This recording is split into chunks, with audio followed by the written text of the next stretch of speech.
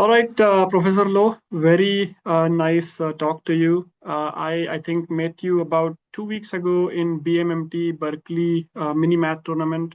You were the keynote speaker there, and I I have to admit I was floored with your philosophy, the simplicity, and the way you put things that made complete sense.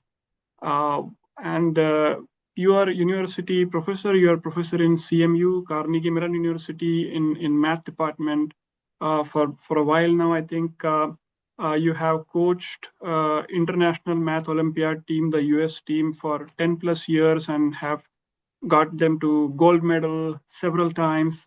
You're featured in Wall Street Journal as well, and you like to tour US outside everywhere. I mean, you have been to Bay Area twice in last 2 weeks, and again coming this Sunday, and that's what this interview is about. I would really like uh, Bay Area parents to come to that interview and listen to you because you have a amazingly fresh perspective. So you are coming to Pleasanton in the morning, Fremont in the afternoon, and San Jose in the evening. And I will attach the your QR codes to there. Let me introduce myself. I'm Ninad. I have worked with kids and parents for over 30 years since my 10th grade. In my 10th grade, I was in a merit list, which is a kind of a coveted thing back then, and I was the only one without any classes, coaching, tutor, nothing, all DIY. My parents didn't teach me, and parents were mesmerized. How did you do it? So 50 kids showed up at my door asking that question. Next day, 50 more showed up, and since then, I have coached, mentored, guided about 2,000 plus kids and parents. That's my passion. And I first time I'm looking a very fresh perspective from you. Never had seen this kind of perspective. So please talk about your perspective a little. Oh, sure. Well, first of all, thank you. I will say I don't normally do something like this. However, I could tell as soon as I met you that you're sincere. And this means a lot to me because actually my perspective is unfortunately a lot of the education space is full of people who are chasing some very ephemeral things, even things that they think are right but are wrong. But unfortunately, it's because they might be trying to sell you something. But so what I could tell right away from talking to you is that you are somebody who just wants kids to be able to be the most that they can. Okay, so the fresh perspective, though, my take is, well, it's the time of AI. Actually, I assume many of the people who watch this are from Bay Area. It's kind of ironic. We were all telling people to learn to code before. But at this point, I think most of us are using Claude Code or Codex or you name your favorite thing to go and do all of this stuff. World has changed. So I think the main point is everyone used to take the whole game of life as a single player game, you against the system, where you attempt to outrank the various people. Okay, sure, there are other players in the system, but the other players are your opponents. It was taken as a single player game to go and rank as high as you can. Well, not anymore, because now you need to work together. I don't think there's a future for people who are solo.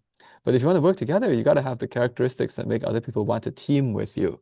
It's going to become a team game. Now, if you think what kinds of people you want to team with, I have a way of describing a certain kind of person, which I think there are probably many of you who are thoughtful people with two L's. That's how I spell it, thoughtful with two L's. And what that means is that you number one, really enjoy delighting other people. And number two, really enjoy thinking and understanding on your own. I see. Sounds simple, but Mhm. that's the core. Go on. Right. Uh, I have asked this question to many people, and I've never gotten a good answer till I heard it from you. What should I change in my child's training today, which is different from the conventional wisdom pre 2022? I think the biggest one here is that you should find out what would your child do if they had free time and nothing else they had to do. If the answer is to play video games, you have a major problem. That is a symptom. In fact, I'll say that many parents know that their kids will play video games, and so they fill the kid's schedule so full that there's no opportunity to play video games. That just makes the kid go to university and spend all day playing video games and use ChatGPT to do all their homework because they rather play video games. You didn't achieve anything. And it's even worse because then when they graduate from the university, they'll have no teacher recommendations. They'll have no network among their friends. Sorry, there's no network, so no friends, right? And it's a disaster. So what you should do today, you see, it's a beautiful time to be alive. If you have an idea of what to do, you can make it, right? I Mm. mean, I'm sure you work at Intel, if I understand correctly. Is that Yes, right? So yes. Intel's interesting. Intel is an interesting company because you have both software parts and hardware parts. Actually, your hardware part is very exciting. And hardware is a little bit harder for anyone to just do right now because we don't have ASML or whatever lithography or whatever tools that people are using. However, it is generally speaking a unique time where if you have an idea, you can use all kinds of AI tools to supercharge and create the thing. But you see, a lot of kids have no ideas. And that's why the way you find out whether they have idea or not is, A, they have free time. Now what do they do? That's actually why I started with this very simple statement, which is you want a kid who delights in delighting other people and delights in thinking. That sounds somehow silly at the beginning. Why I didn't say anything about study. It's because study is a consequence. Why you should study? Because then you can delight more people. And that's what you want to do anyway. And if you don't want to delight people, the big problem is that you just want to play video games. Yes. Screen addiction is a big issue. Any thoughts on, I have dealt with literally dozens of kids who have gone addicted and various levels of screen addiction. And this question was on everybody's mind. Let's say kid is already screen addicted. What does a parent do? Find a way to find some nice people that they would like being around as friends, playmates. Maybe if they're older, it's not quite playmates, but acquaintances. Actually, that's why I brought my daughter to BMMT, Berkeley Mini Math Tournament. That's where we met. I don't live there. I live in Pittsburgh, Pennsylvania, not Pittsburgh Bay Point. Okay, I teach at Carnegie Mellon University, but not on the 101 freeway. I see somehow there's a sign saying Carnegie Mellon University on 101 freeway. No, I'm in Pittsburgh, Pennsylvania. Okay, but I always am looking around to try to help my kids find some other people who they might actually discover are really fun to be around or even make them feel good. You see, because there are such things as nice people in the world. They're good Mhm. to be around. But maybe sometimes kids retreat into the screen and into the doom scrolling or the YouTube because they couldn't find other people that they really feel good by spending time with. Actually, in Bay Area, this is the one big, huge challenge because people live in single family homes and they get isolated. What I have done is I lived in a community where Hmm. there are 200 kids. So my problem is not how do I send my kids out? How do I keep my kid in? That's my problem. So in our community, I'm really happy to say hardly any kid is a screen addicted. Yes, this is what shows it, right? The main point is you have just showed, yes, screen is very addictive, but not if you have all these great kids around. But that's why my main interest is build community. That's why I'm traveling all over the country, all over the world giving these talks. It's because Mhm. what I see is, unfortunately, I see a lot of places where the community is broken down and it's going to just create mental health problems. Yes, yes. Um, you specifically have two principles. One is those you choose these kids in your own organization, in your organization, the high school kids teach the middle school kids, and I have seen them in action. They are so energetic, they are enthusiastic, they're smiling, they are really, really happy to be there, and they want others to be happy to be there, right? They are getting the kids to actually love learning math. It's like, it's amazing. How do you choose these kids? Like, I kind of understand that there are levels in your organization. There are kids who are at, initial level, final, and there are final levels. What are the levels and how do you choose?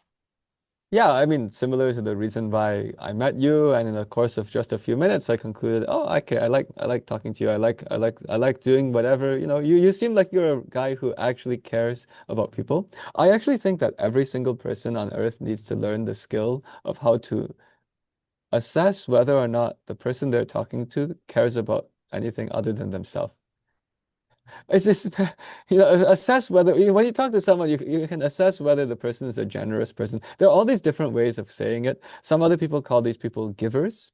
Some people, I call them thoughtful people with two L's. But ultimately, whatever you call them, you need to be able to tell, hey, somebody thinks about things bigger than themselves. Actually, for your own good as a parent, you need to be able to tell if your own child is this kind of person.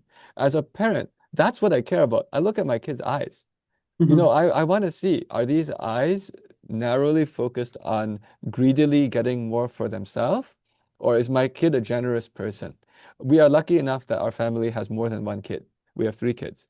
We have a very easy fish bowl that we can observe. How are you treating your brother? How are you treating your sister? Right?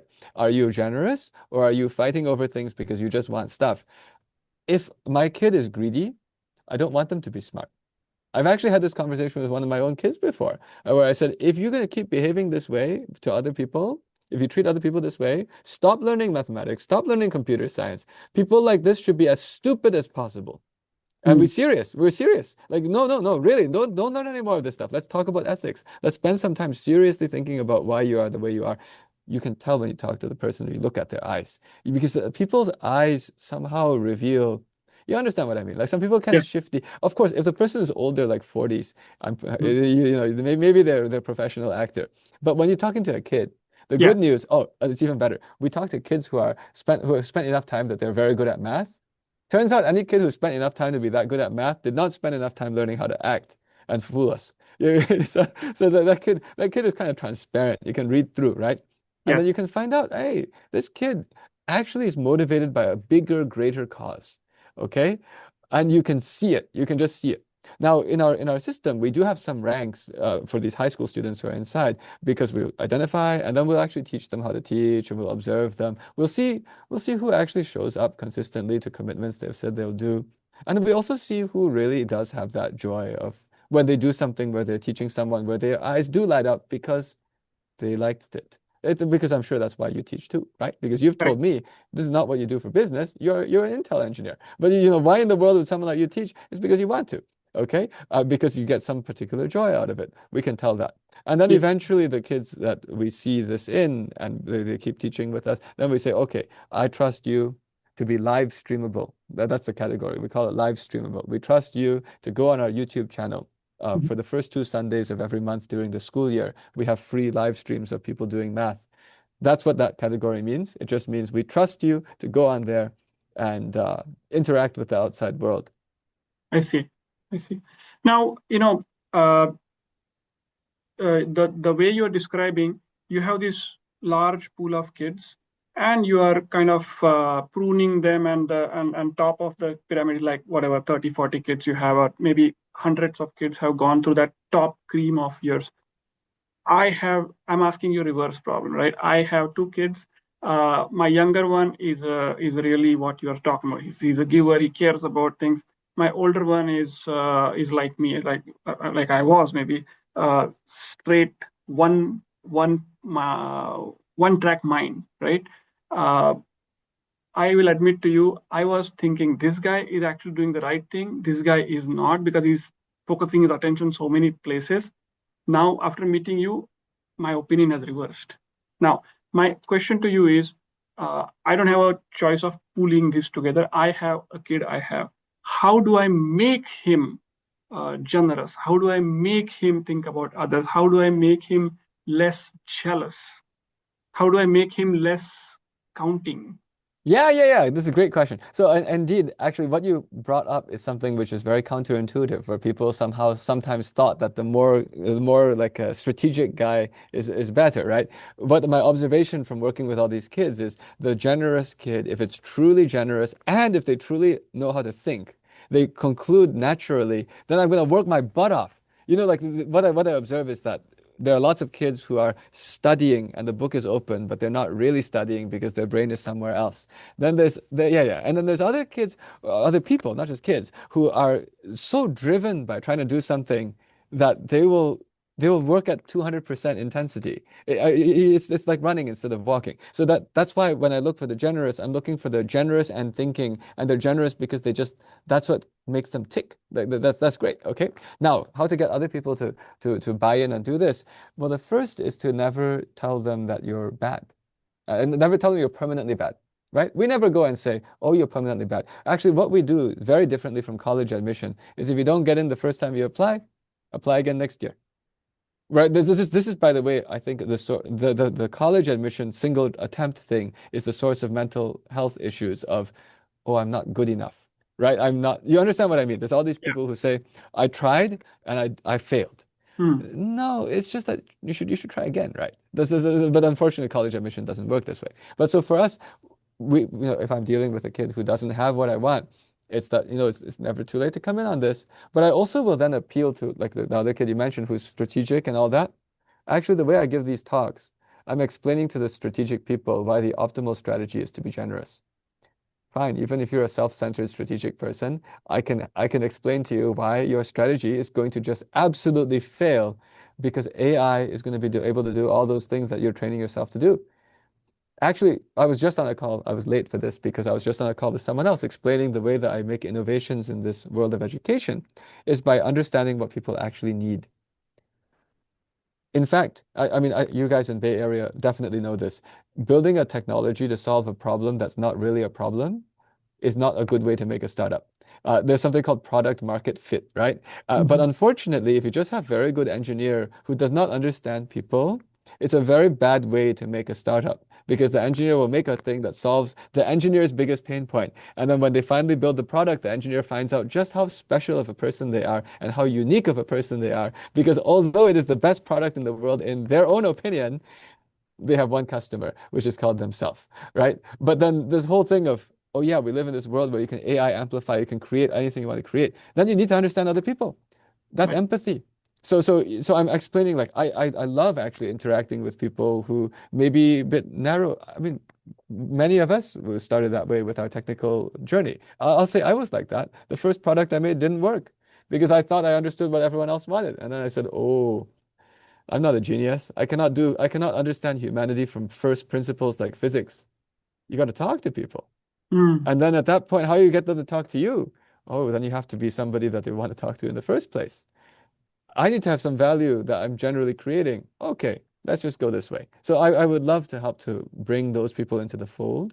I view that the AI will cause them to have out of necessity changing their strategy. So one question I have is you are going to give us three talks here.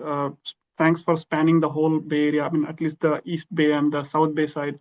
Uh, One of the friends immediately asked me, "Hey, is this recorded?"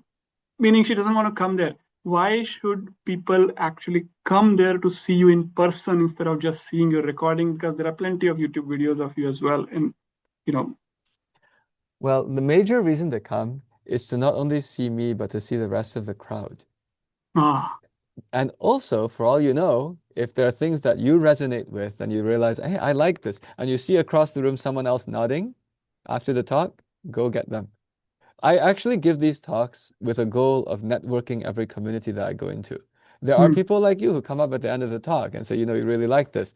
Okay, now we know each other, but the goal is not just that we know each other. You also got to know the Burlingame Independent yeah, Intermediate Schools yeah, PTA co-president. Basically, these talks serve to pull out of the woodwork lots of people who like delighting people and mhm. like thinking deeply. I think that I cannot be in your area all the time. I'm not, I think that I cannot be. But I'm actually not trying to run this whole network. I will die too. Like I've written this all up as a philosophy. I'm calling it thoughtful. In fact, if you go to thoughtful.net with two L's, thoughtful.net, you'll get this philosophy written down. My goal is to spread the philosophy, and it has a life of its own. And at the end of the day, I will not be there, but that's not important, right? Like the thing is, if there are people who like delighting other people and like thinking, you will instantly all recognize each other. You will start creating all kinds of things. Your children will be successful and they will have a community. That's why you come in person. Because if you go and watch online, all you can do is interact in the comments. And goodness knows who those people are, right? I mean, like, I'm talking about the YouTube comments. Yeah. And so many people I talked to about you and how great my feeling was said, this is the one thing they said, okay? Oh, yeah, I have seen this guy's video, but it just fell through the cracks because it was one of the, right? Same thing happened to me. I have seen your couple of videos, but it just fell through the cracks because somebody forwarded me something. I saw it and that's it. Till I met you, till I saw you in the flesh and bones and shook hands with you, I was not in it. So I Well, would okay. really like people to come, meet you, talk to you, and see who you are, and then think whether they like your philosophy and whether they want to, you know, get it forward or not. Oh, actually, this is a good point. So I'm actually the same way. I like to go and see the real person, but that's because that gives me the chance to dynamically evaluate them. So Hmm. to me, whenever I watch a YouTube, how do I know that that's what they're always like? You see, actually, YouTube is scary. You can just record and make the most beautiful piece, and you Yes. have no idea if the person's like that. I actually prefer very long form, unedited things like Lex Fridman podcast. That's a Hmm. particular podcast that it's like 3 hours long conversation, generally not edited very much, right? Right. Then you can see, oh, that's what the person really is. But you Yes. still don't fully know they didn't edit it. Well, when you show up in person, then you can see, this is what the person is. And then you can raise your hand and say, okay, how about that? Or, if you find me afterwards, you'll find out that I like talking to people. I mean, I will want to go and engage because I want to learn about you too. But then what you find out is, okay, what is the full thing? Actually, as an example, kind of on this story, at one point, my younger sister was in some math contest, and for whatever reason, she got to meet the president of the United States at the time, which was George W. Bush. And Wow. the feedback she gave, it was so funny. She was a middle school kid, and the feedback she said was, he's three-dimensional. Because from her point of view, she was a math girl, okay? But from her point of view, yes, he was always this guy on the screen, but he has a back and he has a thickness. So then it's real somehow. Anyway, so that's why I personally also, any opportunity I get, oh, I want to see the real thing, Real not not thing. not just a video. Yeah. So, any final thoughts on your upcoming trip to Bay Area? Well, I'll just say my goal is just to reach people, and I'm deeply appreciative of the fact that you took this time to chat with me and to share this with your group. I think that in order for us to survive this AI revolution, it is a community affair, and so I do hope that we're able to have this message spread as far as we can. I'd love to meet as many different people from all across Bay as we can. Hope to see you on Sunday. All right. Thank you very much. Yeah, thank you, Nanad.